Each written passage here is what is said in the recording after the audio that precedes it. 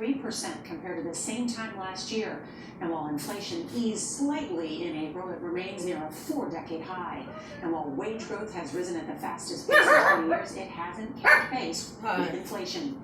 Food and gas prices lead the way, with the national average for regular gas hitting a new record today at $4.40 a gallon.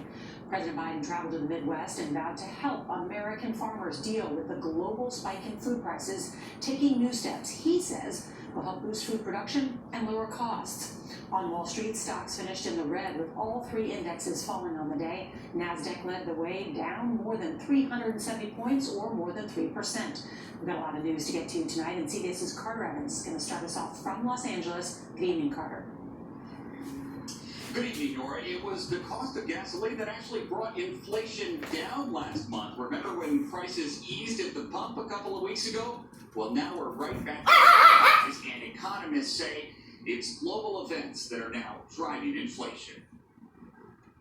At a family farm in Illinois, the president blamed the war in Ukraine for tightening grain supplies, driving up global food prices. The war has cut off critical sources of food. In the grocery store, prices for meats, poultry, fish, and eggs are up more than 14% from a year ago. Citrus fruit almost 19%, even though the overall inflation rate slowed slightly. It's easy to say that this is the peak, but that's a little like saying when the peak of winter was in January, there's still a lot of snow that needs shoveled in February and March. Greg McBride, chief financial analyst at Bankrate.com, says the more than 5% increase in shelter and housing costs in April is probably underestimated. The reality of it is, any tenant that has renewed a lease in recent months, they've likely seen a much bigger than 5% increase in rent. It's one of the best air fryers in the market. Bobby Javahari can help explain the nearly 8% jump in prices for household appliances. His air fryers and pressure cookers are made in China.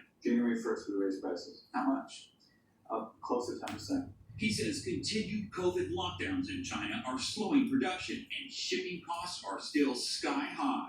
When it usually should cost $2,000 to $3,000 for a container to come to the Long Beach port, it's now costing $12,000, $14,000, $15,000. And the war in Ukraine is also driving up oil prices. You need oil to make plastic, and you need plastic to make air fryers. The cost of air fryers have gone up 5% because of volatility in oil prices. Retail prices are going to keep going higher. But at some point, people won't be able to afford that. Yeah, I agree. A lot of this inflation that we're experiencing is rooted on the supply side rather than the demand side. The Federal Reserve raising interest rates to slow the economy, that will address the demand side, but it won't fix the supply chain, it won't broker peace in Eastern Europe, and it won't open the ports in China. And until we see some movement on those fronts, the rising prices will likely continue. Many economists now believe we'll be dealing with high inflation in the next year.